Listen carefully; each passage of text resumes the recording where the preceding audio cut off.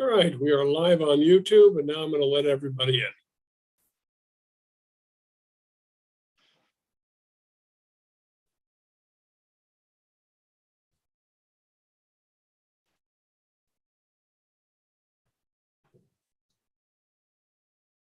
All right, we're getting started. Welcome to the Renters Alliance Renter Town Hall, focusing on senior issues, senior renter issues. And if you're just arriving, it will be a couple of minutes before we get started. The way YouTube and Zoom works, it takes a couple of minutes to let everybody in the door. So welcome. We'll start in a couple of minutes.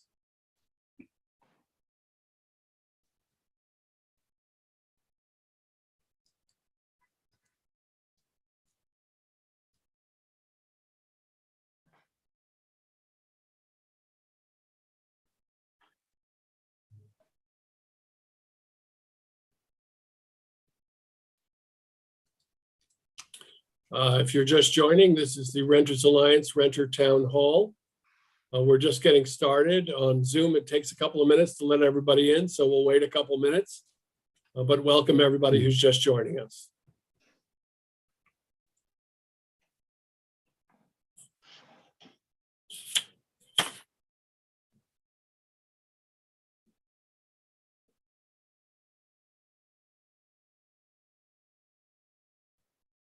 Matt, what do we look for in YouTube?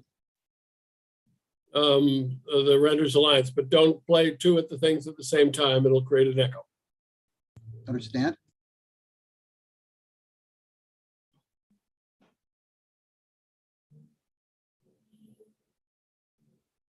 Welcome to those of you who are just joining us.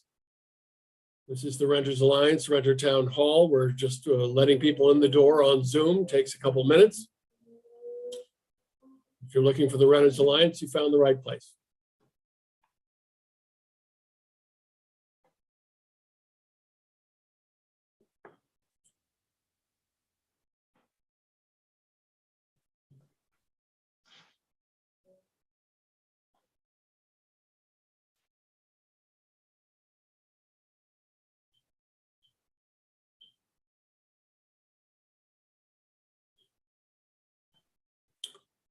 We'll get started when the next person joins. How about that?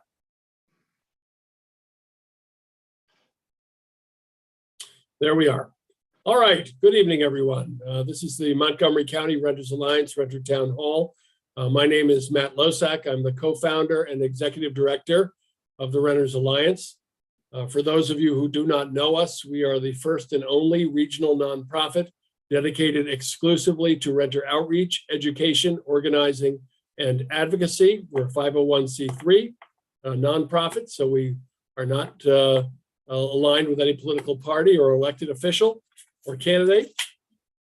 Tonight, we're going to be focused on issues surrounding senior renters. We will be taking questions and addressing concerns. We ask you to put those questions and concerns in the chat so that we can address them later on. We have quite a full agenda this evening. Let me quickly introduce the people who are on this call. We are expecting a couple other people to join us as well a little bit later. But right now, let me start with Odile Brunetto, who's the Chief of Aging and Disability Services for Montgomery County. Frank Demarais, who's the Deputy Director of the Department of Housing and Community Affairs. Odile's staff member, Yari Kamara, who's with Aging and Disability Services. Renters Alliance staff, Malek Demir, and Pat Beckham. And of course, our senior renters and officers, we have Nolu Ntangu Crockett, if I got that right, who is Crockett Ntangu. Did I get it right? There you go. And I got Chris Perry, who is also the vice chair of the Renters Alliance board, Victoria Price, who is a leader with the Charterhouse Tenants Association recently, who just moved as well. And we'll be joined also by, who else? Hang on. This is my senior moment. Wayne Collins, who will also be joining us in a little bit as well. So to start off, let me just say that in our experience at the Renters Alliance, we are seeing many, many renters who are at risk of losing their housing. We are seeing many of these renters as senior citizens. And for all renters, losing your housing is a terrible disaster and a very difficult situation. But for seniors, it's even worse. The choices that you have, the difficulty of moving, the overwhelming problems with handling these challenges, it can really be a disaster for seniors. So we wanted to invite folks to address some of these issues and bring them forward, particularly to the county officials who can provide resources to deal with them. But let me first welcome our senior renter activists. Let's start off with Chris Perry, who might give an outline of what his issue is tonight. Well, good evening, Matt, and thank you very much to all the participants in this evening's town hall. My name is Chris Perry. I am the chair of the Renters or the Tenants Association in the building that I live in, and I also am the vice chair of the Renters Alliance board. What I wanted to talk to this evening about is the anxiety that I think a lot of seniors feel about stability of their of the place they live. And I think most renters suffer from some degree of anxiety about retaliation for making noise, for being a problem tenant. And with the way Maryland law is set up, the way leases are set up, a landlord doesn't have to do anything more than not invite people to extend their lease. Basically, to do that, essentially evicts them at the end of their lease period. So understandably, senior renters in particular are anxious about whether or not they're going to be able to continue to live in the apartment that they have lived in for 10, 15, 20 years and longer. Now, one of the ways that you can combat anxiety is through information, by knowing what the laws of the state and county are. And one of the ways that you can find out about the law and about regulations and about what DHCA and the Renters Alliance and other organizations provide for you is by using the internet. And there's the rub, because an awful lot of seniors don't know how to use the internet or don't have the facilities that they need to access electronic mail, Zoom conferences, web pages, and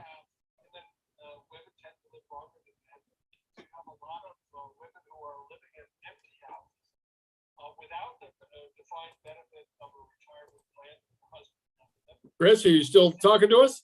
yeah. I'm getting some interference from outside, Matt. Just a minute. Well, we can hear you.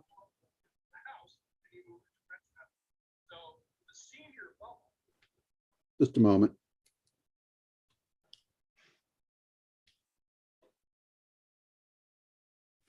That's Kurt. I apologize. You were coming across on my phone as well, and that's my problem. See, I had a senior moment too.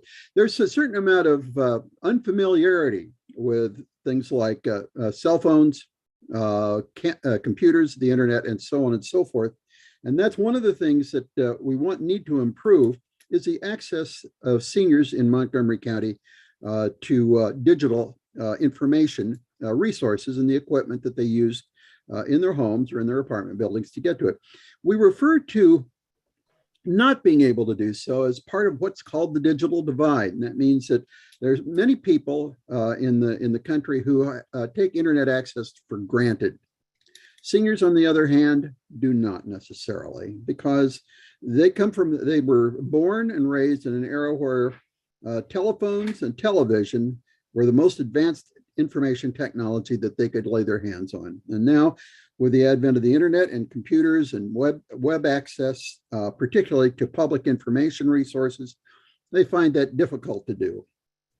Many seniors have limited or no access to the internet, so they are sometimes unable unable to solve problems by doing a little bit of spade work, a little bit of research at what's publicly available to them in terms of information resources, public law, et cetera, et cetera. Let me see if I can read my own notes here. In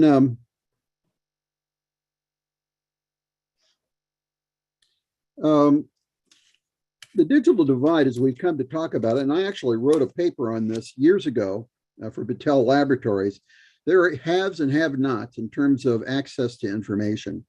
And seniors are right on the top of the list, people who do not and need to have access to information to solve their problems. This also includes people who've recently come to this country who may not be familiar with how to get onto the internet and who may not be able to afford the equipment or the access to facilities. Why do seniors suffer from this divide? First and foremost, they are not familiar, many of them, with computers and with the internet and how to get connected, how to use simple things like electronic mail and websites. Also, the equipment, computers and internet connections can be unaffordable for people who are of limited means, particularly people who are living on their Social Security and a meager pension. If they can't have internet connections in their own apartments, they sometimes are dependent on the availability of computer rooms in their apartment buildings. The unfortunate thing is that some of these facilities are not well kept up. Sometimes they're locked, as many of them have been during the pandemic. So getting people to be able to use these common facilities can be a bit of a challenge. Now, what can we do to solve this digital divide for senior citizens in Montgomery County? The first and foremost, in my opinion, is to make sure that everybody understands how to use these devices. You know, what is the internet and how to connect to it. I've taught classes on this myself, and it can be challenging but very rewarding for people who have gotten their first access to electronic mail to keep in touch with family members and friends. But once you know how to use it, then the next question is, what facilities do I have to access it from my apartment or from the building that I live in? So one of the challenges, I think, to us is to develop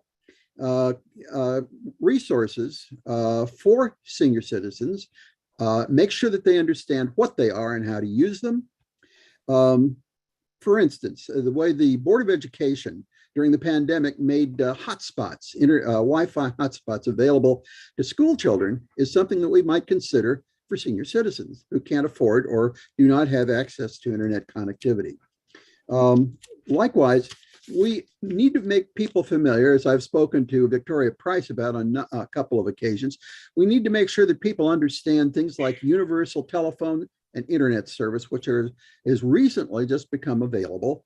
I'm not exactly familiar with how to get people connected, but we have talked to our local congressional representatives about how to make those facilities available to people who need them.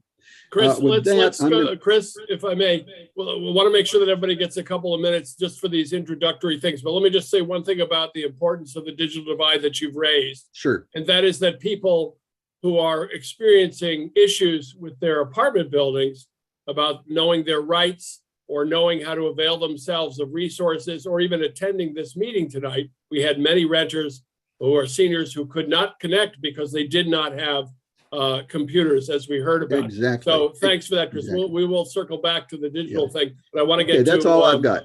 Great. Nolu Crockett. Nolu Crockett and Tom.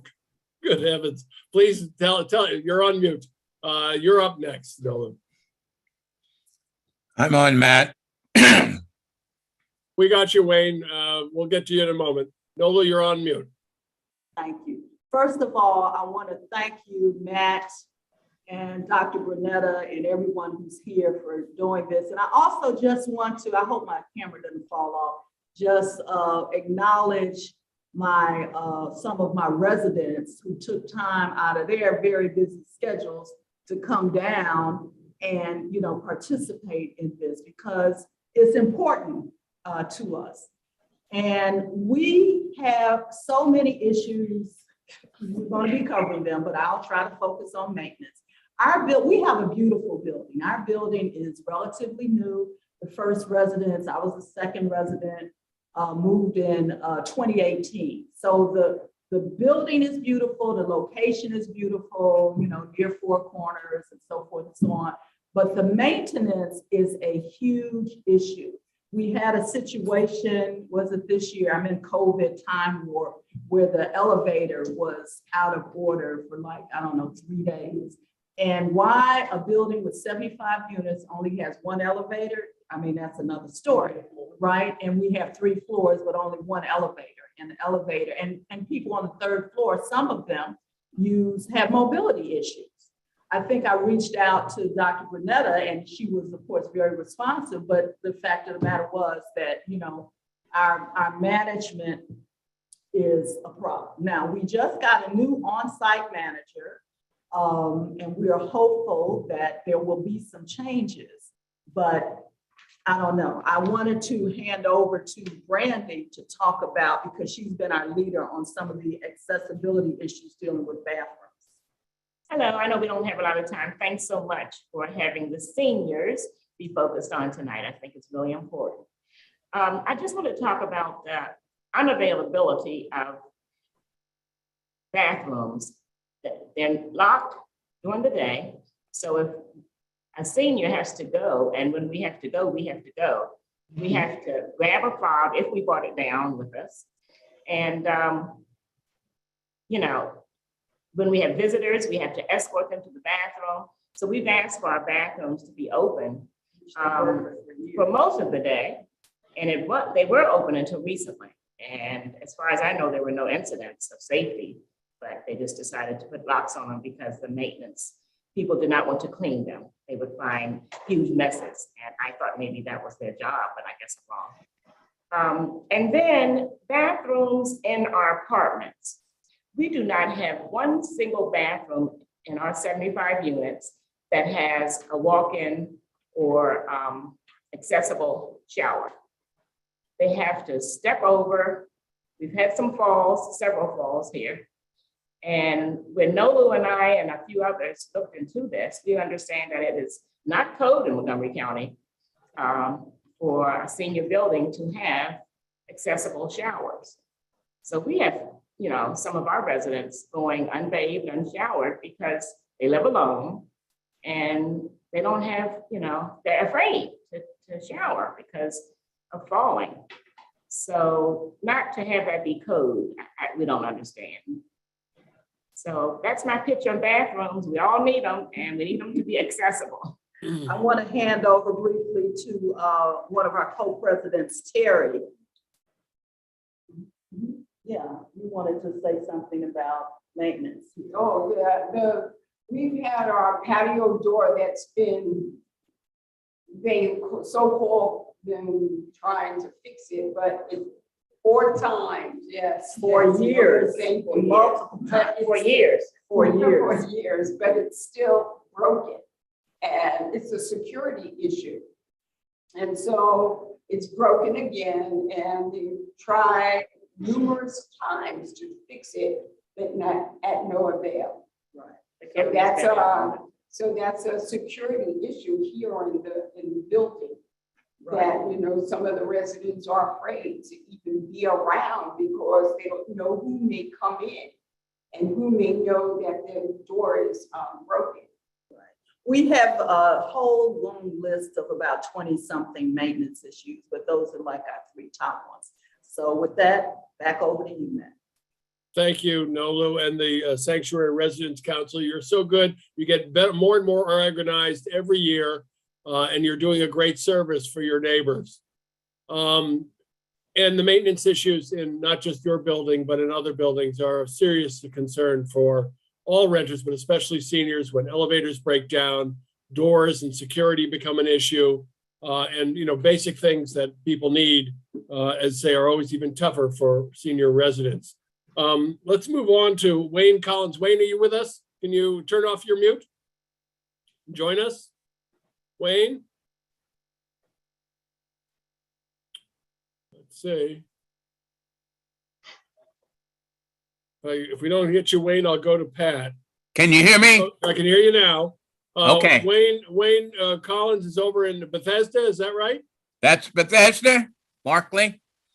Barclay Thank in you, Bethesda. Matt. Can you hear me? Sure. Go ahead. All right. First of all, I'm a renter and I vote. And I want to see everyone wearing those buttons and voting. Senior citizens, the tenants, in my opinion, are not being given the respect that they deserve from management. For a number of reasons. As just pointed out, you can install rails and so forth. But management has really been very, very, I would say, deficit from the standpoint that they are not holding regular hours, office hours. And number one, they are lacking in training and experience. And that, to me, is the most dangerous. And I say dangerous because it is, as you know, what we had in Silver Spring. I'm going to push with Matt and Renters Alliance and the county government to see that management personnel of these buildings are certified and have the training necessary to manage these buildings properly and within the law. Because that is, as many of you know, is currently not being done. I will cite more examples if we have time, but I'm going to be working with Matt, Renters Alliance, and the county government to see that this certification is implemented and implemented in a very, very effective way. Thank you, Matt. Thank you, Wayne. It has come up repeatedly over the years that many problems would have been solved had property staff or landlords known the law, known the best practices to managing their buildings, were trained and certified in such a way that they can avoid problems. I do know, for the record, that the county executive, Mark Elward, supports such an effort, as did at the time the council president, Tom Hucker.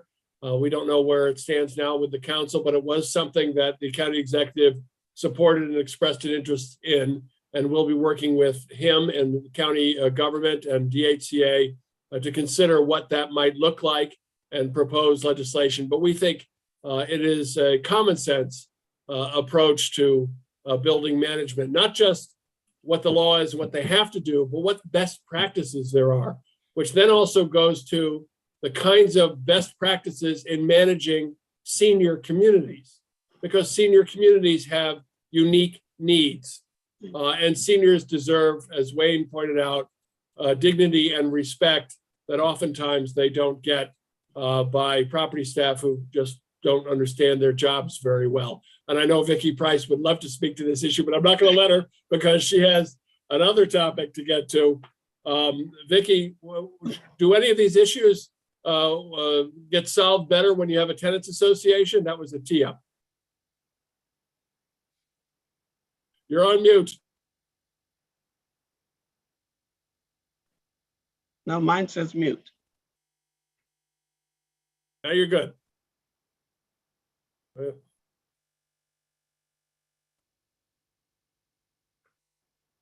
Can't hear you, Vicki. You're on mute.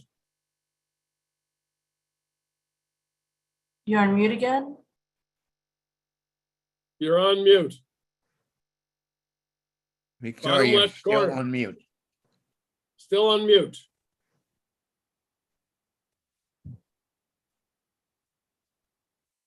But I bet Still it's, on mute, Vicki.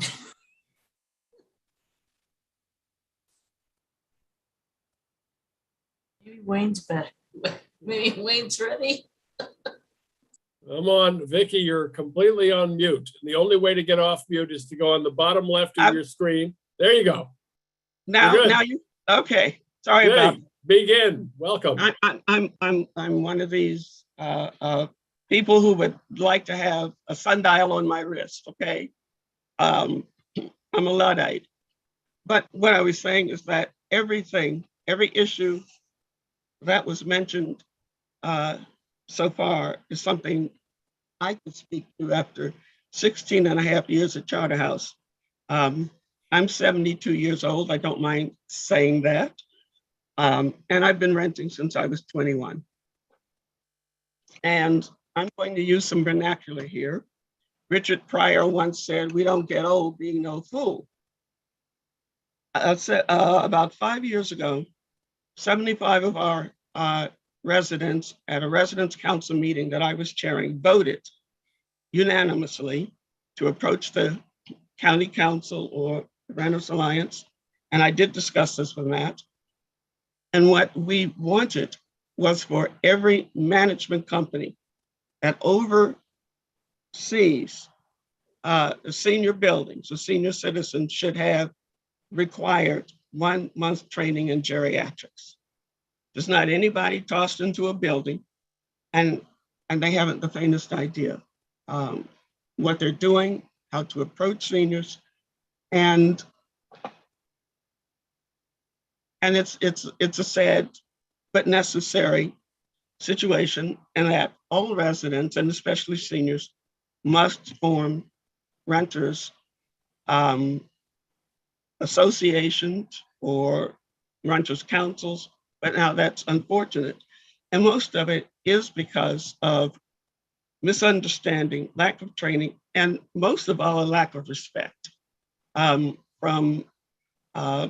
management staff, and actually that goes beyond often to the owners. Now, I'm not going to speak in regard to where I just moved. I just moved a couple of months ago, so I'm new to this situation. So far, I'm okay. But I can say that code enforcement lived at Charterhouse. Code enforcement is the person you talk to when you're having issues with your maintenance or with your security. Code enforcement, fire department, paramedics, police lived at Charterhouse. A lot of that could have been avoided if there was a mutual respect between what residents needed and what management and the owners were willing to pay for. And it's a shame that they don't see us as individuals or residents who are worthy of the services for which they are hired to provide. And that's the bottom line. That's really the bottom line. Vicky, having worked with Charterhouse in so many of these senior buildings around town, I think it goes to, again, to the point that Mr. Collins raised, that you've raised, and everybody agrees to, I think, about the training part, is that when you're not trained and you have staff turnover as often as you do, that the staff who are not trained and turnover and feel vulnerable by their senior management above them and corporate management, that they get frustrated and defensive and abusive and get frustrated with tenants unnecessarily. But we have seen some real outrageous things. I know at Charterhouse, one of the management communications was that any senior found snoozing in the community chairs would be evicted. Oh, I remember. No, that I'll be on. I'll tell you who that was. That was Centrum Management. Yeah. I don't think they even exist anymore. Well, who knows? Whatever it is. I mean, can you imagine yeah, this but kind of that's how communication going out in a senior building when you have community chairs that if you're caught dozing in the chair, I mean, this is not a dormitory for wayward children. This is for adults and retirees. And if that were a requirement in my building, I would have been evicted several times by now. So, well, may I say one more thing quickly? Of course. Is that everything in life is a relationship. Doesn't matter if it's a marriage, if it's a friendship, if it's residence and management. And the proper conduct and proper respect assures that management and residents can have a mutually respectful, happy building. And what I don't understand is who wants problems? I mean, who really wants daily problems, continual problems? But another issue too is, first of all, and this I've seen, is that developers who are creating these new buildings are probably half our age, the builders and the developers, and are not aware of our needs. So that's beyond our control. But secondly, that mutual respect is something that is absolutely necessary. And unfortunately, what often interferes with that mutual respect is the bottom line. Yeah. But That also, bottom line. let me just emphasize your topic again, though, Vicki, about one of the ways in which you've been able to deal with some of these issues is because you had a very strong residence council that you led for many years.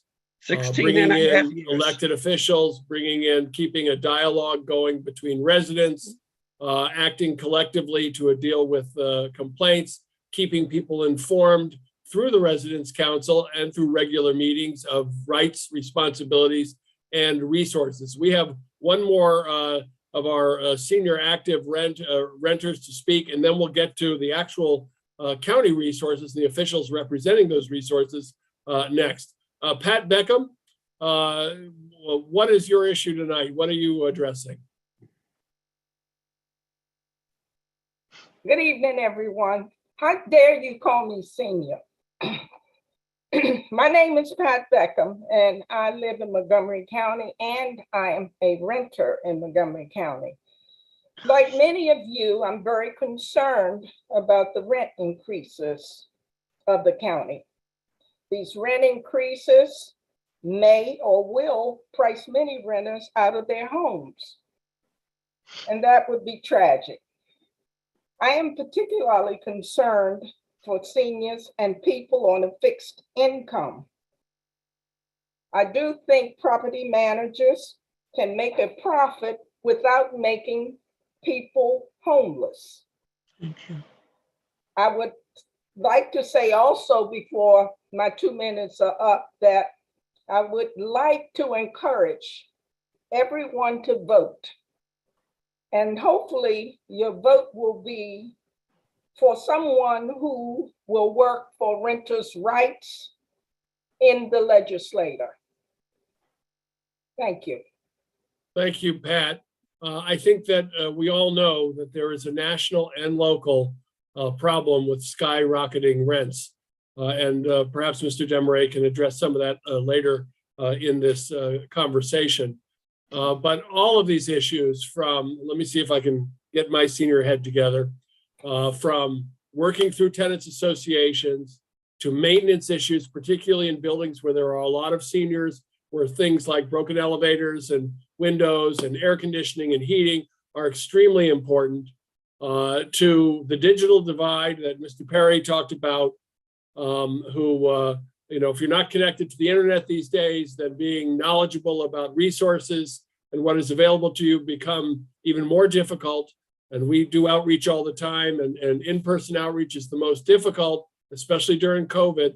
And so we've been relying on digital access. And if you don't have it because your building doesn't offer or is closed down the computer room, or the computers don't work, or you don't know how the computers work, then you're disenfranchised from the resources that are available to you. And then, of course, what Pat Beckham is talking about, the skyrocketing rents, and Wayne Collins is mentioning of dignity and respect, that many tenants feel that property management and landlords don't really appreciate who they are, don't know how to communicate with them, and don't have the knowledge of how to be property managers or landlords in order to have the proper communications with their staff.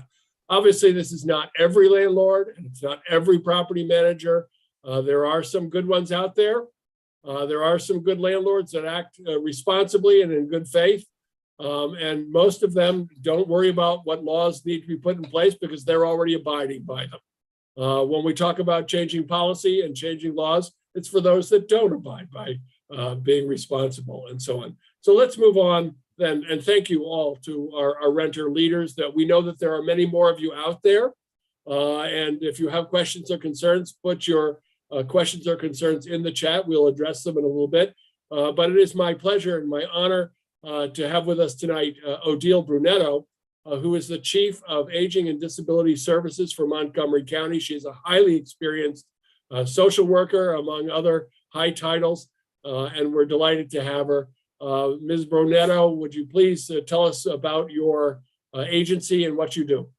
Terrific. Thank you so much, Matt. And thank you so much for inviting us, and all of you on the line. Thank you so much for spending your evening together and sharing with us all of the various challenges that you and your friends in the buildings are facing every day.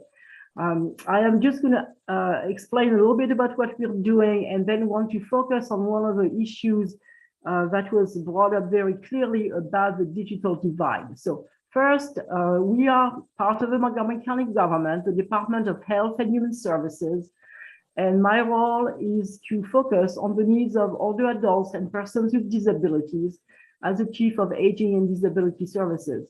I have done this type of work for many, many years, and I am really happy to be with you tonight to hear from you.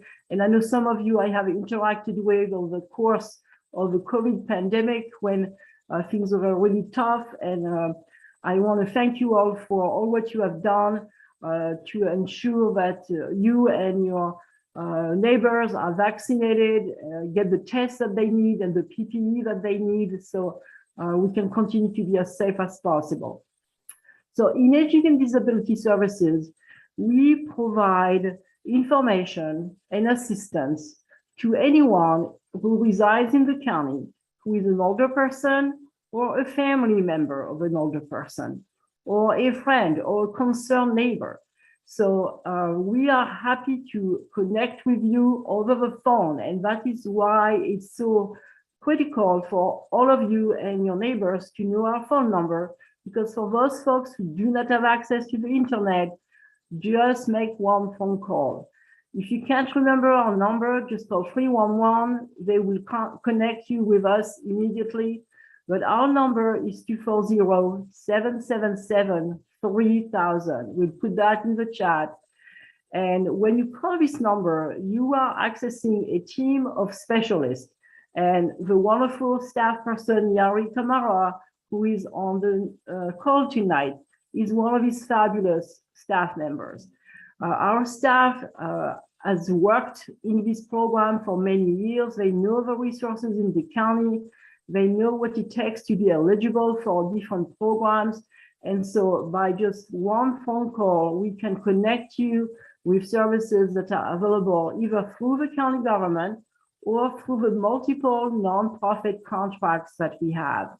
So if it's information that you need, if it's a referral, if it's help with food, help with transportation, we can provide all of that information to you.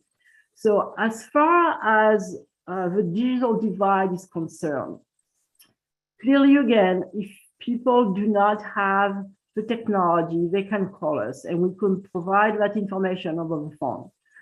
Having said that, there is a growing concern across the nation about the digital divide.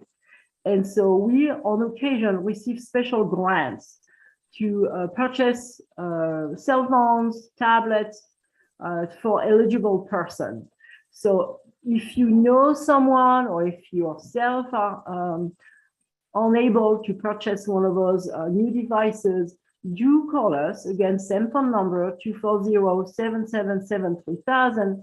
Let us know about your situation, because those grants, come and are available to people with specific eligibility requirements. The County Information Technology Services, the big county IT group, is also very concerned about the divide, the technological divide for all ages, but clearly for older adults as well. And they have had a special partnership with a program that is called Senior Planet. And they do provide free classes in person and online to any older adults who want to learn how to use anything online. A cell phone, a computer, paying your bills online, connecting with your physician online via telehealth. All of these classes are available at no cost to folks. And again, they can be in person or online. Also, we partner with the Department of Libraries and with the Recreation Senior Centers. Both at the library and at the senior center, people can come and access computers forgive me, during the day when the buildings are open, and staff is available to guide people to use those computers and learn. Also, the libraries as devices that can be borrowed. They have loaned materials, loaned equipment. Sorry. And all of that is available to folks who are interested. These classes are available in multiple languages as well. And again, if you know someone who could benefit, would be interested, do contact us, contact our team. And again, Yari, you may want to add a few details because you are one of the magnificent staff person who help our callers every day. Yes, thank you, Odile, and good evening to everyone. I'm just gonna quickly reiterate what Odile mentioned, which is calling the 3000 line, the 240-777-3000. It really is a good resource for seniors that are just trying to get access to help or get access to services. Sometimes people call us and they are just trying to figure out what they need help with. And so we can kind of ask those questions that will lead to what the actual issue is and figure out what the best solution is. So I always tell people if you can call us directly at our telephone line, or you can always dial 311 and ask for us. With some of the housing challenges that have been presented this evening, we sometimes serve as an advocate for some individuals. So we can do conference calls to try to help resolve some of those challenges or issues or figure out a solution to some of the housing issues that our seniors come across. So please do not hesitate to give us a call. We have extended hours in the evening, in the middle of the week. So we are open on Tuesday, Wednesday, and Thursday evenings up until 7:30 p.m. So if you have a busy day and you can't get to us during the day, we are here in the evenings as well. Thank you. Thank you, Yari. And I just want to, stress that we have 2 bilingual Spanish staff on the team where Yari works, and all of the staff can access all of the languages via the county contract with the language line. Thank you. Let me just say also, thank you, Odile and Yari, for the services that you offer. And I know one of the roles of the Renters Alliance is to advocate for renters who are trying to get services from the county. We are a 1.1 million residents in Montgomery County. The Renters Alliance knows better than anybody that the county's government is modernizing and facing challenges of greater complexity and urgency more than ever. And I think everyone can agree that there's improvements to be made all the way around. And we look forward to seeing those improvements and working with the county to make them happen. So we hear your frustration with things like the 311 system, when occasionally you get someone who disconnects you or doesn't know what to say or connects you in the wrong way. It's a problem. The county knows it. It will not be a problem that ever goes away completely. It is a large system and has a lot of staff.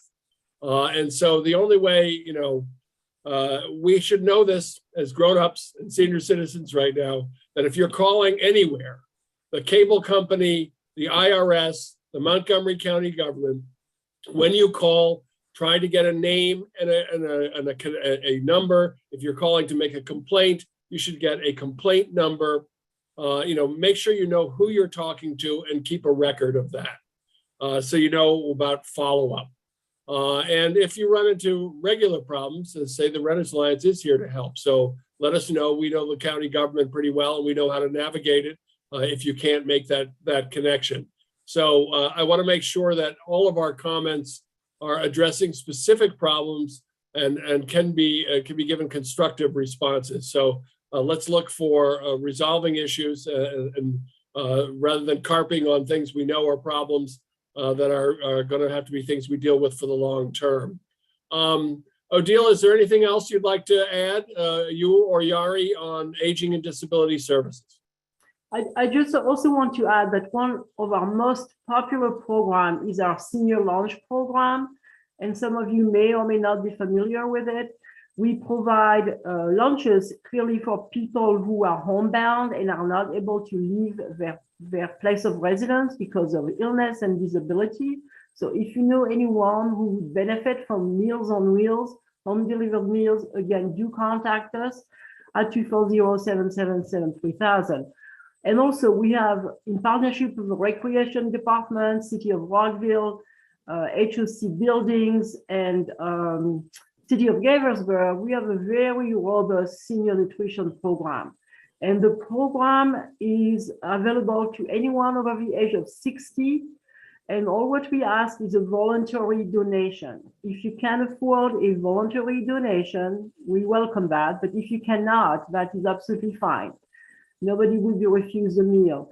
And so, again, do contact us. We have meals for all types of taste, ethnic meals, meals for people who have dietary restrictions or religious preferences. So do contact us. We clearly would feel terrible that if anyone would be staying home without food, because we do have a very robust program Monday through Friday at the senior centers and selected building for nutrition. Thank you. Odile, if you could also just give, we were hoping to have the chair of the Commission on Aging with us this evening, but she was unable to join us. But we've mentioned several times this evening about voting and being active members of our community. And one of the ways issues of senior citizens in Montgomery County get considered and addressed is through the Commission on Aging. And I know that you are the staff member, senior staff member that oversees that commission. Could you address that a little bit and give us some information?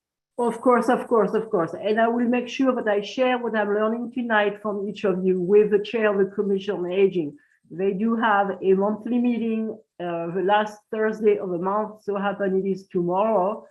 And tomorrow their guest speakers are somebody from the county OMB, Office of Management and Budget, and the council president, Gabe Alvarez. So the Commission on Aging is a group of volunteers who reside in the county, and they are appointed by the county executive, and they are confirmed by the county council. And their task is to focus on advocating for the needs of older adults at the local, state, and federal level. So they are the group of people that you want to talk about all of the issues that you are raising tonight. And again, I will be very happy to be a spokesperson to share with them what I'm learning tonight from each of you.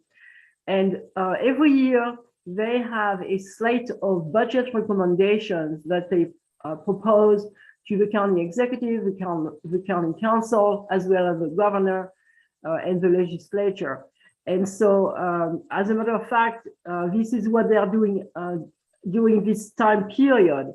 They are gathering information about the needs in our community from older adults. And in their July meeting, they are going to start putting their draft FY24, fiscal year 24 budget recommendations. So all of the meetings that the commissioners have are open to the public. They operate right now remotely. And so via Zoom, But also, if you do not have access to Zoom, there is a phone number that you can join, and we'll be glad to share that information with you. Again, they meet as a whole body, and there are 28 commissioners. They meet once a month, and the meeting is from 9:30 to 12, the last Thursday of the month. They also operate with multiple committees, subcommittees, and the committees focus on housing, transportation, health and wellness, public policy, legislation. So any one of you who would like to engage with the commissioners, you don't have to be an appointed person. Anyone in the community who is interested to join one of their meetings is welcome to join. So again, if you're interested, contact us 240-777-3000. We'll be glad to connect you with the chair of the Commission on Aging. Thank you so much. Sure. And then every now and then there was an announcement by the county of available positions on various boards and commissions for the county. And we, of course, urge renters to be engaged in all of that. Let's move now on to Amanda Harris, who is the Chief of Services to End and Prevent Homelessness. She is also the senior staffer at HHS who oversees the COVID rent relief program. And so tragic as it may be, but there are some seniors who are also impacted by COVID who may need that resource. But Amanda, if you could give us a brief overview of Services to End and Prevent Homelessness, how it relates to seniors, and a little catch up on the COVID rent relief program. Welcome. Thank you. Thank you. And good evening, everyone. I apologize for being a little late to this meeting. It's been a long day, but I'm glad to be here and happy for the invitation to speak about what we do in Services to End and Prevent Homelessness.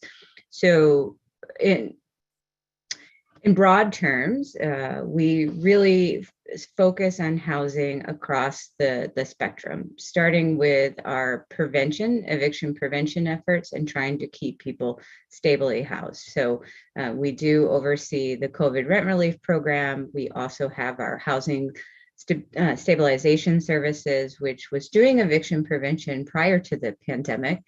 We offer utility assistance, both using local funds and also the State Office of Home Energy programs.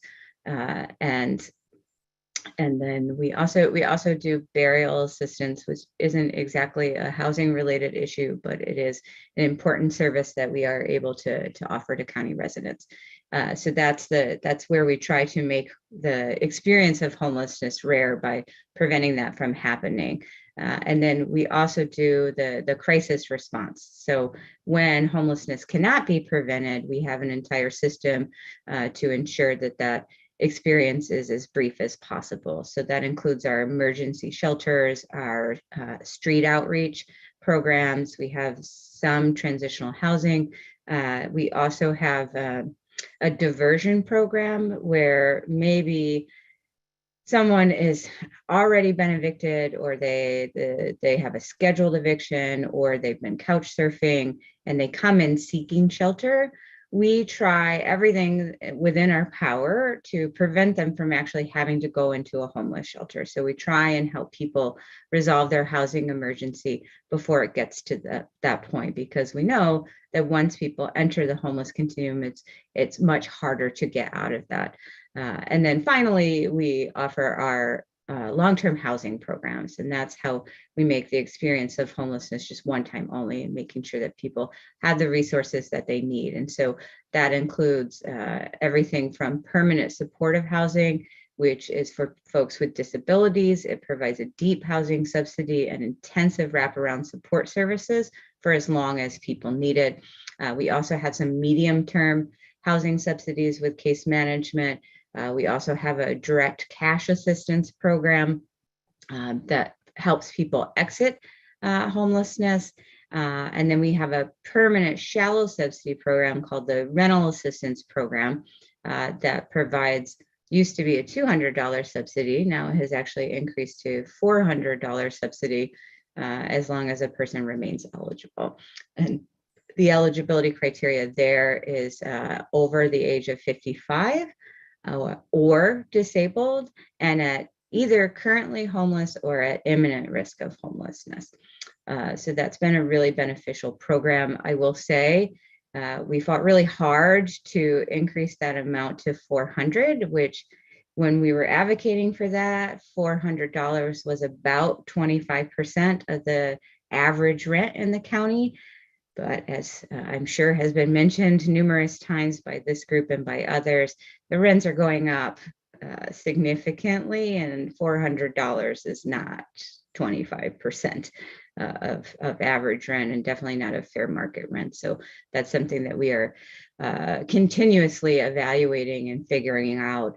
How do we manage that? Do we serve less people at a higher rate so that we can keep them housed, or do we continue to serve the same number of people at that lower subsidy amount that may or may not make the difference? So those are the kind of tough questions that we have to grapple with. I will also say we are not an anti-poverty program, and we cannot solve the affordable housing crisis. The homeless response system, you can think of it as like the emergency room for housing issues. So we really see people that need to be triaged, and we need to figure out what's the right intervention, but we are not your primary care physician. So those are bigger issues that we will certainly partner with you on advocating for, but we alone can't solve that issue. I do see a quick question in the chat. SEF is not, Services to End and Prevent Homelessness is not part of the HOC. So HOC is the Public Housing Authority. So they manage the federal voucher program. We are separate. We're part of the Department of Health and Human Services. So we partner with HOC, but we don't have any sway over the decisions that they make. Amanda, is there we obviously would direct people to call 311. That's perhaps the best aperture for approaching county services. But is there a link that would direct towards services to end and prevent homelessness? How would you recommend people get, at least those who are connected digitally, to get a hold of what your department does? And I put the COVID rent relief link there, but what about the whole picture? Yeah, so there's a couple different numbers. We're working very hard to condense that to just one number. So there is the homeless information line that is answered 24/7. And so you can call that if you are seeking rental assistance, if you fear you're going to lose your housing, if you think that you need shelter. So you can call that. There is someone that will answer the line 24/7, but they may not be able to assist you right in the moment. If you need, yes, you would ask me that. I have to look at my phone, but I will post it. What is it? Yeah, I will post it in the chat. It is not a number you need to remember, which has always bothered me. I wish there was some I don't know, easy way to remember it, but there isn't. So I will post it in the chat. And then the other way, if you need shelter right now in the moment, you can call the crisis center, which is 240-777-4000, and they will direct you to our homeless diversion team. So they will connect you with our staff. You can also go there. We have staff there 5 days a week. And then we do have overnight coverage if it's an emergency. I will say just in general around the data that we're seeing, this has been true for a number of years and continues to be an issue. We're seeing an increased number of older adults that are entering homelessness for the first time. Among the people in our adult-only households, it's almost 40% of that population is folks that are over 55. So that's obviously problematic. We know that many older adults are on a fixed income, rents go up, there aren't a lot of resources. So unfortunately, we are seeing that. We're also struggling with some of our older adults that have been connected to our housing programs, but they need some additional services that we can't necessarily provide. We want to be able to allow people to age in place. So we are working very closely with Dr. Brunetto and her team to figure out how do we bring some of that medical support or personal care assistance into people's homes so that they can actually age in place. We also, through our eviction prevention, we serve a bit of a role of navigation. So we know that when people come seeking financial assistance to prevent their eviction, there may or may not be some other stuff going on, and they may need some additional resources. So we do try and connect folks with other programs in the Department of Health and Human Services. And I hope to get back to this someday. We've been overwhelmed with dealing with COVID rent relief, but what we historically have done, we know that there often is a waiting list to get connected to in-home care or other services for older adults. So we can kind of serve as a bridge. We can assign a social worker to work with people until they get connected to those services. So that's that. COVID rent relief brief update. We are accepting applications until the end of the month. So June 30, 2022 is the date that the application portal will close. As of right now, we have received, just had this up, we've received about 2,500 applications. What that doesn't tell us, so with this program, a tenant can apply with one application, but landlords can also apply, and they have one application, but that might be for 50 or 100 or 150 tenants. So we won't know that actual number until the portal closes. So right now, I strongly encourage folks to apply if they think they might be eligible. So you have to have an income that's at or below 50% AMI, which I don't have the number, but I'm sure Matt has that memorized, what 50% AMI is. And you do have to have some sort of COVID-related income loss. And that can be from a number of different things. It doesn't have to be you lost your job specifically because of COVID. It can be because you lost, you had reduced hours, or you had increased costs because things were closed and you had to travel more. Unfortunately, we have seen people that have lost a wage earner, or they've lost a family member to COVID, and they were contributing to the rent and supporting the family, and that would definitely count. If you're providing childcare, or you've had to stay at home because kids were home from school and somebody needed to watch them, and you had to do that and you couldn't work, and it affected your income, or you took on more people and that was an increased cost, and you had to take care of maybe your grandchildren, that could also count. So if you think maybe you might be eligible, I would just strongly encourage you to apply. That's the brief overview. I don't know, Matt, if there are other things that you'd like me to address. Not right now. Again, if you have the contact information, that the telephone number that you mentioned before, if you could put that in the chat when you find it.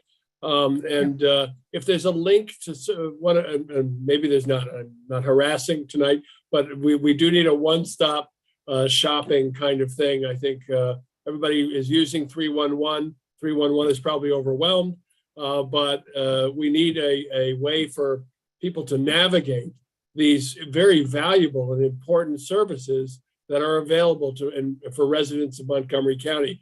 I don't want to be too flippant about it, but we are one of the wealthiest counties in the world. And in some ways, it's hard to imagine what it would be like if you lived in Ohio or some other place where they say goodbye, good luck, tough. We do have resources here, and more than in most places, but that doesn't mean that if you're not getting the resources you need, you should, say, well, too bad for me. Well, you deserve the resources you're entitled to. And it's a tragedy if we can't connect you to them because you don't know about them or don't know how to get them. So the Renters Alliance is here to help with that. As I say, we've been doing this for a while, over a decade, and we know how to navigate the county government, and we have very assertive staff people, including myself, to make sure that that happens. I put our email in the chat. If you can't get your answer tonight for your question or concern, email us and we will follow up with you. But be patient. Even the Renters Alliance, as aggressive as we are, nothing happens overnight. Things take time. People have to be eligible for various services, but we are here to help. That's what we do. Amanda, you'll put that information in the chat. We put the link to the COVID rent relief program. If you qualify for that, you can look it up, and it's got questions and answers on that page. With that, let me just thank Amanda for joining us. We know you're working like crazy on all of these programs, and we very much appreciate your service to Montgomery County. Let's move on then to Frank Demaray, the Deputy Director of the Department of Housing and Community Affairs. Lots of issues brought up this evening from many of the tenants. Frank, take them in any order you choose. Thank you, Matt. Thank you, everybody, for attending. I'll start with a request, which is we need to reach many hundreds and many thousands of tenants. And hopefully information you're hearing tonight, you can and will share in your building, in your community, in your networks. So again, thank you for being here, but also asking you to help us to project what we're trying to share. So I represent the Department of Housing Community Affairs. We are responsible for all administration of all of our landlord-tenant affair regulations and laws. We're responsible for administration of our housing code. And we're also responsible for assisting our residents connecting with county resources. Some of the things that we've talked about tonight that I've seen in the chat, I'll address as I've seen them, and I'll ask Matt and the team to help me with the ones that I don't get to. The first thing that you've heard a number of times is that the county has a central clearing contact point, the 311 line. So it's 240-777-0311. Most phones in the county, you can dial 311 and get connected. You don't have to know which department, which service you need, but we ask that you, as clearly as possible, state what your issue is. If it's a housing code safety issue, be very clear about what you're calling about. That service request will be generated. It will be directed based on the description that you provide of what your issue is. If it relates to rent issues, we'll talk in a moment about rent increase issues. If it's related to lease renewal issues, be very clear. And the staff at DHCA in our landlord tenant affair, we have investigators in our code division. We have inspectors. They will prioritize based on the situation that you described. We do prioritize health and safety issues. If you've got elevators that are not working, and as Matt will remind you, the first line in all of this is working with your management. And everything I heard tonight that I'm seeing in the chat indicates folks are working with their property management and still not getting the issues addressed. If you have issues that your property is not addressing, the county's investigators, inspectors will respond. We'll focus first on remedying. Okay, the effort is to fix the issue, address the issue, correct the issue as soon as possible. It'll involve engaging the landlord, property management, and determining the facts, what's going on. Not every issue is a county law issue. We'll respond and support issues that may not be necessarily directly county law, but that we believe we can be of assistance. We'll try and help work with your property management to help explain issues. For example, there was a question about window guards. County law in place now, a couple of years, based on a couple of tragic falls involving children. The county does require in any unit with a child age 11 or under that window guards limiting the window opening to 4 inches be installed. Some landlords have determined that that's a feature that makes sense to put in every window. There's no restriction that they cannot do that. Now they will, communicate, but they do have property management, property maintenance options, and they should be working with you, other tenants in the building. That's where organizing comes into play. So there's things that we can help explain. You can call 311. Where we have any issue related to any of those categories, they're also covered in the online resources. I know online is not always the easiest thing, but if you go to any search engine and you put in Montgomery County, MD, Maryland, so that you're not in Pennsylvania, Montgomery County or other states, Montgomery County MD Landlord Tenant Handbook, it will take you to the webpage for the handbook. It's in 7 languages. You can also put in Housing Code Handbook, and just about all the search engines will take you to our website, and the Housing Code Handbook will be there. We believe it's very readable, but you don't have to rely on just that. You can call. Often sharing that with your landlord helps to explain what they're required to do.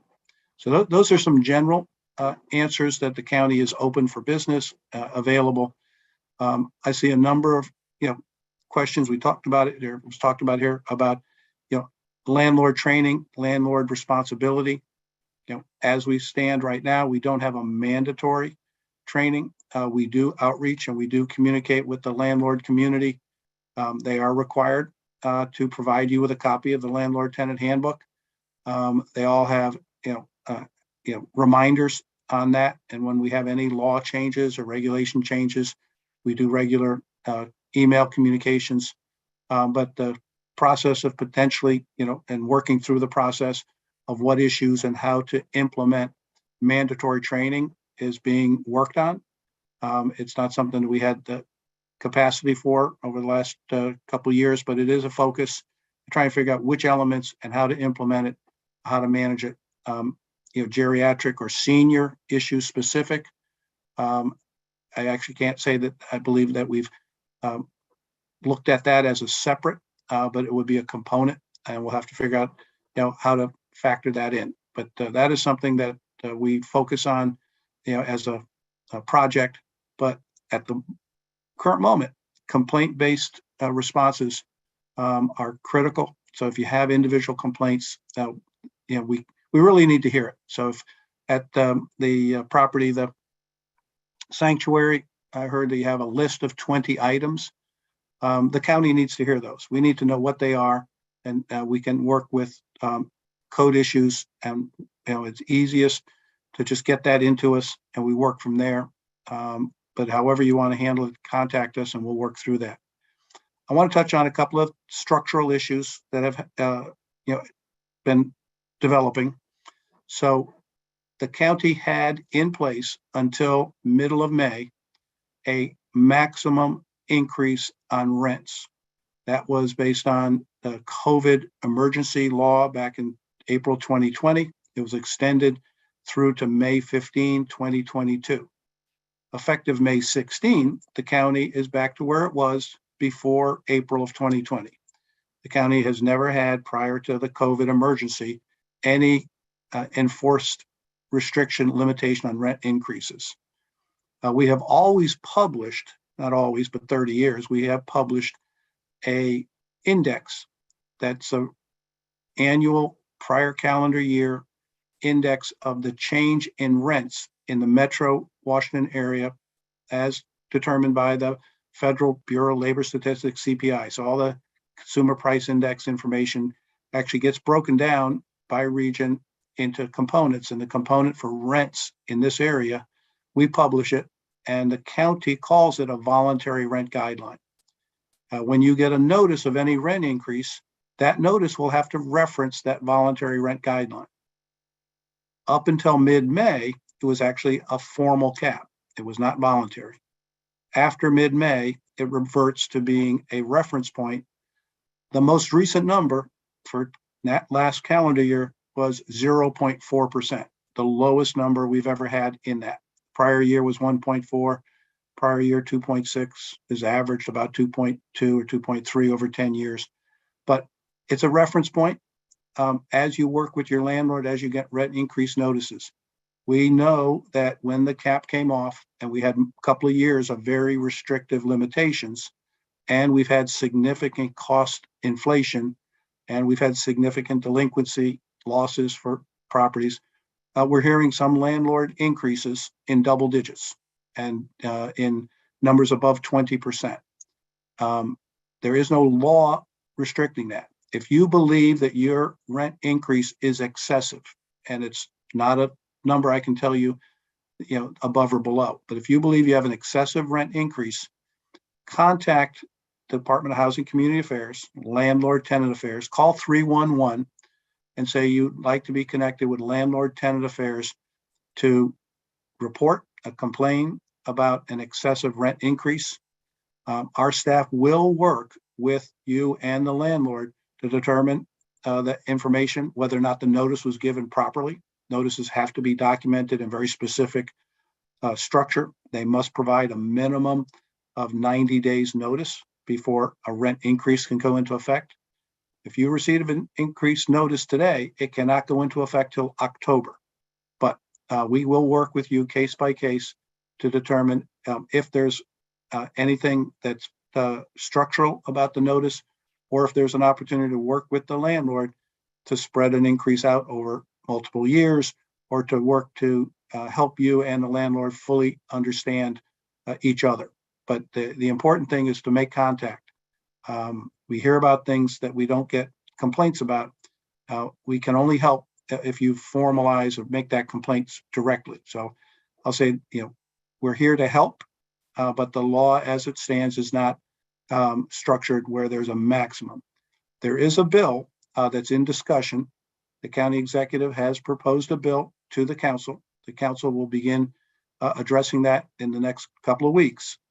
That would use an index and restrict rent increases for a period of 6 months. So kind of an extension of the previous structure to provide a period of transition while we're going through these extraordinary inflation impacts, all the costs going up, and having rents going up by significant amounts is viewed as an impact on the county and the economy, and that there's an urgency that's not really that much different from some of the COVID emergencies. This is a new economic emergency, the economy, the country's going through.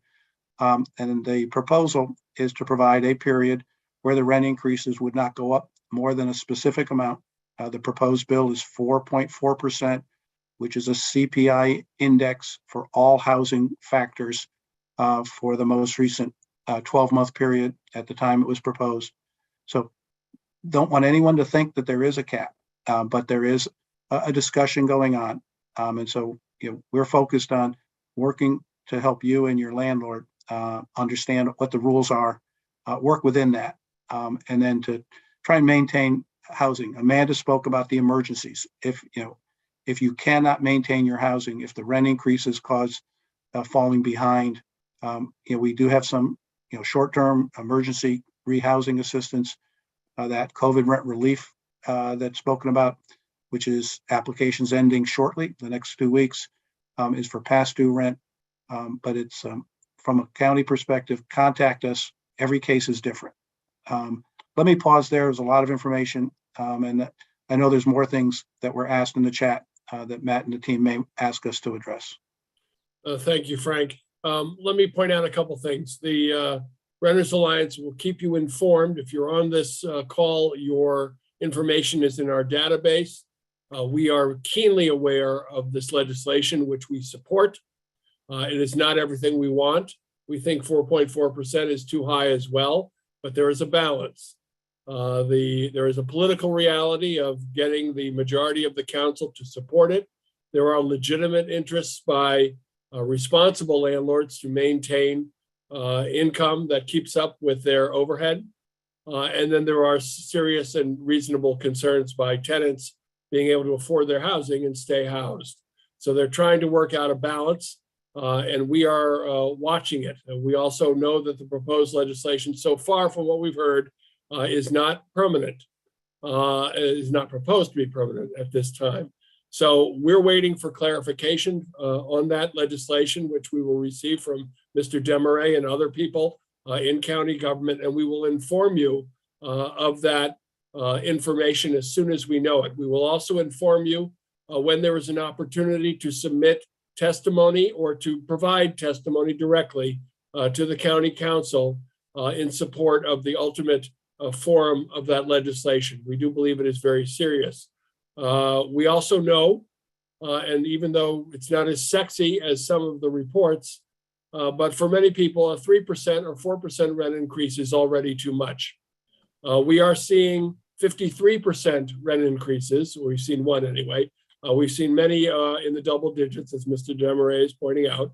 But they are in many ways shouldn't be considered the ones that we have to avoid. Of course, we have to avoid them, but we also have to avoid these lower percentages, which are made to look like they're okay because they're not 53%. That's not okay. These lower increases are not keeping up with senior rent incomes, many of which are fixed based on Social Security incomes or retirement incomes, which are not rising at 3%, 5%, and 10%. So we understand, and we will communicate what we know as soon as we can. Malek, what else are we seeing in the chat that we have not had an opportunity to address? So our panelists actually have done an excellent job of responding to the chat rooms. I think there's a couple. This is for Deputy Director Demaray. Who is responsible for installing handrails in a 62+ senior housing building? Is that part of the qualification for being senior housing, or is that part of a lease? I'm gonna have to answer that. I don't know that we have any requirements, okay, on handrails and accessible design features. Properties that offer themselves and market themselves as age restricted, will focus on providing the services and the accessibility that would be appropriate. But from a housing code requirement, requirements are generally not specific to accessibility unless a unit is designated as accessible design. And then there are certain standards. But if a property commits to a certain unit or units being accessible, which is usually not the entire building, then there are certain standards that must be met. Other than that, it's a property service and commitment to design elements. Okay, thank you. Let me just say that is a concern which we may circle back to. We recently had a fire in a senior building where we found the stairwells were all wooden. The fire escapes were all wooden, and that's where the fire was, because somebody was smoking in the wooden stairways. That makes no sense in a senior building. So another policy consideration for us to consider, but let me just make something clear. Mr. Demaray works with the existing policy and the existing law. We're an independent nonprofit, and if there is some policy or law that needs to change, we need to hear from you. We need to understand it ourselves, and we can also, part of our role is to advocate for those improvements if they're warranted. And that looking at senior buildings and looking at basic requirements for senior buildings might be something that we should consider. What else, Malek? Well, this actually applies. Oh, yeah. I'm sorry, I just wanted to ask Mr. Devereux, one of our viewers tonight want to know, do you know about an effort to prevent landlords from not renewing leases for no cause? Okay. The terminology generally used is just cause legislation that the county cannot implement. The state controls that. There have been numerous annual efforts that Renters Alliance can speak to establish structure of requiring a documented cause before non-renewal of lease. State law, as and applies to the county, does not require any cause for non-renewal. Any lease is subject to non-renewal with 60 days notice by the landlord. And it is a terrible situation, and the Renters Alliance has been fighting this for years and will continue to fight it. I will say there is a little bit of light in that the first time in history of this county, we have a county executive, Mark Elrich, who supports that legislation and has testified in support of it. And the county council has supported it, as has the vast majority of our state delegation.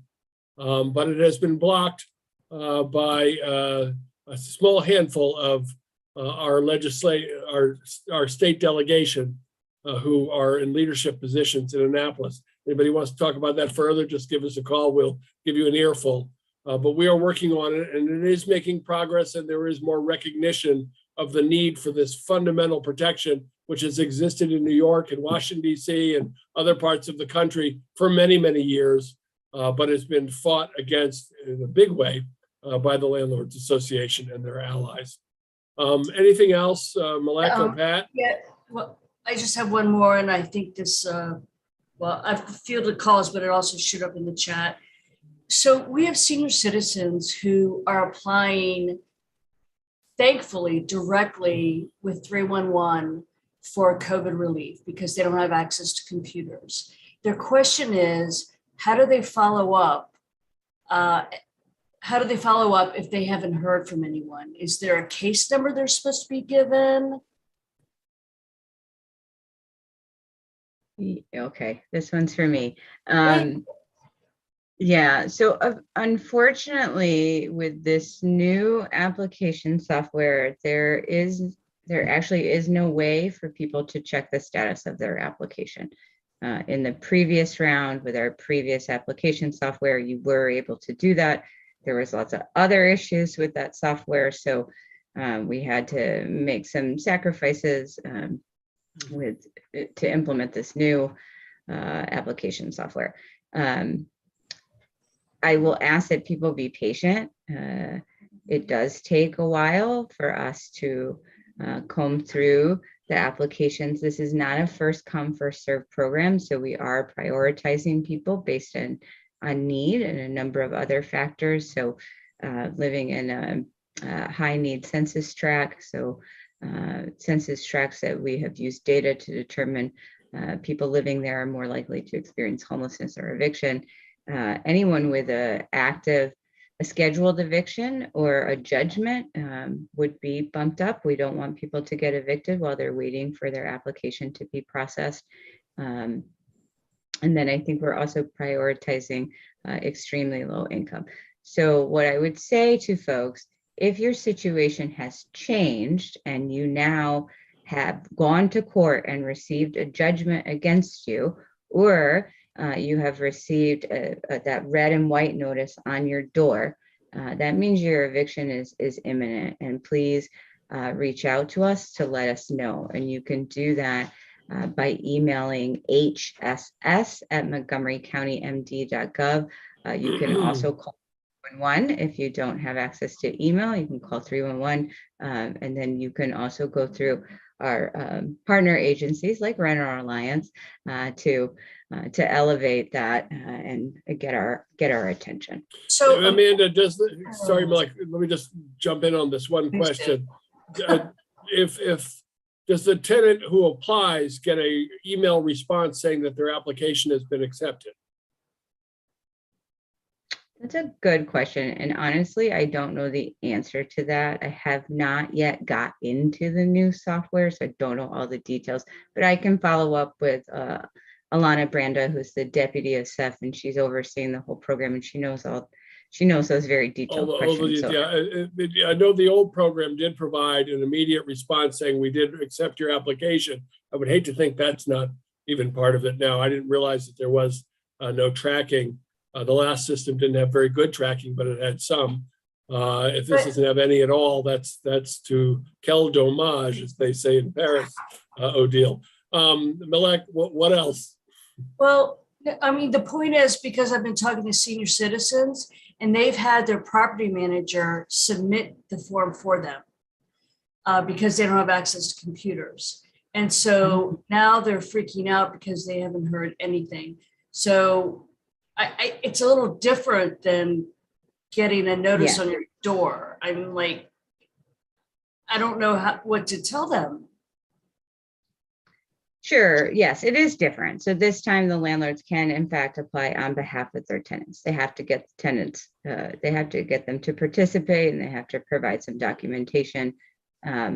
What I would say is if you submitted documentation to your landlord so that they can submit on your behalf, they are very interested in getting that money. So they are probably not going to move forward with an eviction until they know if the application has been approved or denied. I can't say that for sure. Got it. Okay, thank you. Yeah. All right, Matt, I know we're at the 8:30 mark.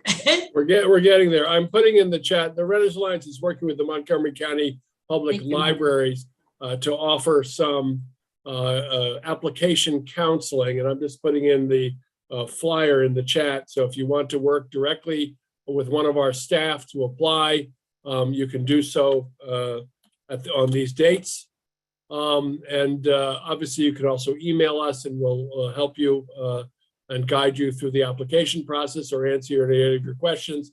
And we know where all the HHS staff live, so we know how to contact them if we need to, if somebody feels that they're not getting their application handled in a way that's working for them. And as I say, one thing Amanda just mentioned that's extremely important is if you are in a critical situation in your eviction cycle, if you've received a notice, a summons from the court, or a sheriff's notice on your door, then you have moved into a more critical stage, and you've applied for rent relief. They need to know. Don't let that sit. And the one way, I believe, Amanda, if it's still the same email, it's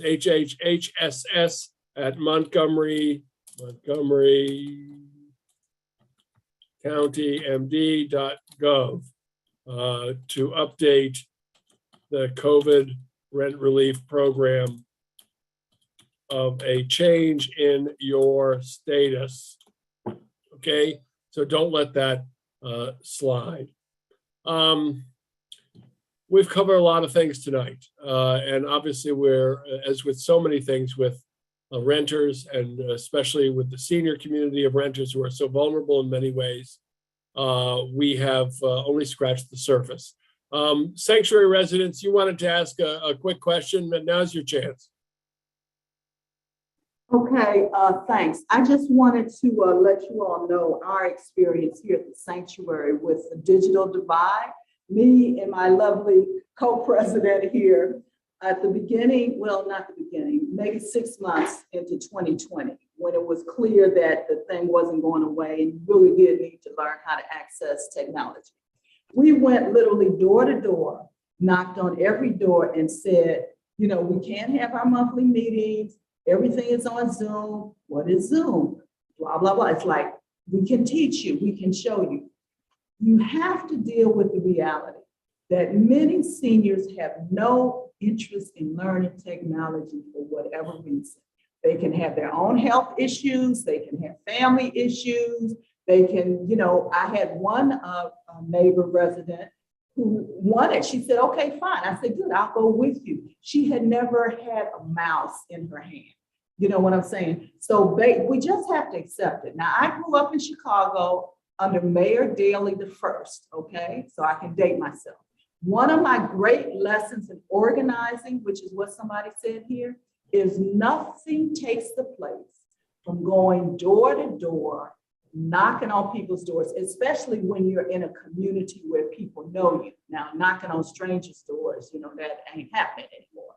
But in a community where people know you, we have to accept that most of our seniors are just simply not going to, you can give them a computer, they ain't trying to learn.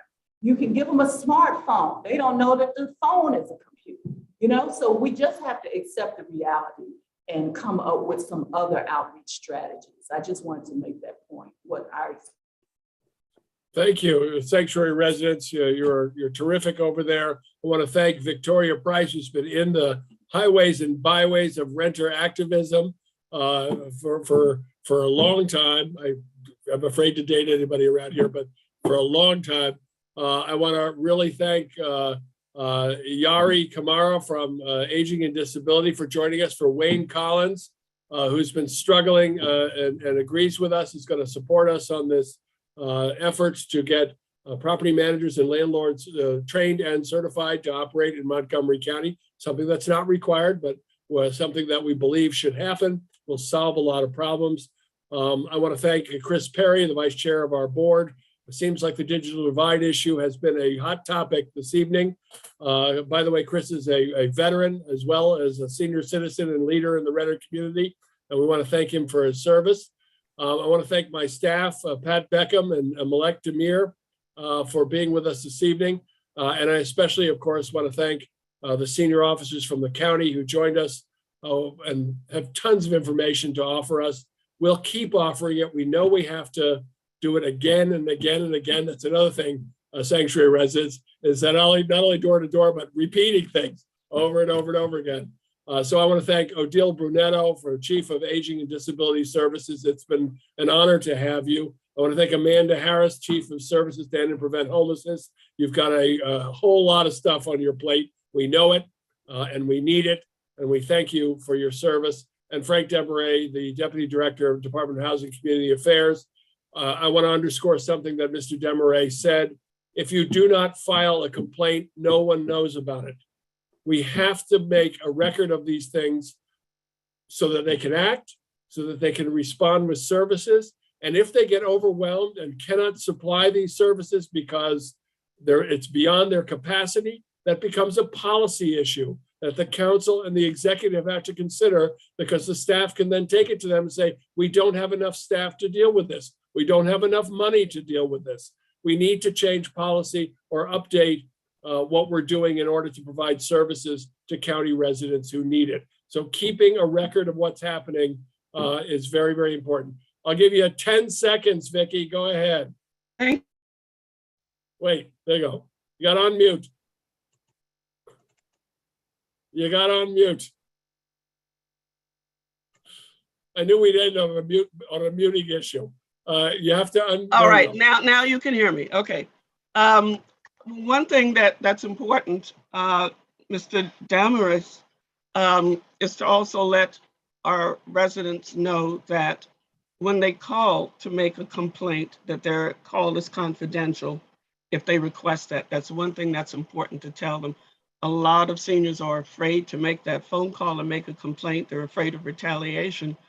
But there have been times when I've called code enforcement and I've known that is confidential. They'll just come in and say, we've got a report, no names. Thanks. Am I right? And let me also say that the Renters Alliance takes all the information that we get from tenants and we keep it strictly confidential. And we will only share that information with your direct permission to do so. So we understand this issue extremely well. So thank you to everybody for joining us this evening. If you have any other questions or concerns that were not addressed, email us at info@rentersalliance.org. Thank you all and good night.